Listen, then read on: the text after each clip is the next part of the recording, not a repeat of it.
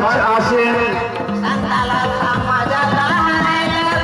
अतिथियों को आमंत्रित करना चाहते हैं। सो हमारा भाई दिनेश बास्की इस काम को करने के लिए, कार्यक्रम को आगे बढ़ाने के लिए वो सहयोग करेंगे।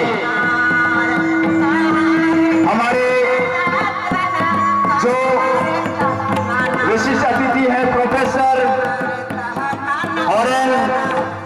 श्री हॉरेन नाजदा, और इसके बाद विशिष्ट अतिथि नगर परिषद अध्यक्ष जियाउल हक, सब आप लोग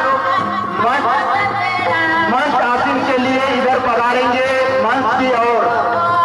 इसके बाद सुरेश मांझी, श्री सुरेश मांझी और श्री अशोक गौम, श्री सुशील मुखिया जी, आप सभी सबसे पहले माल्यार्पण करेंगे।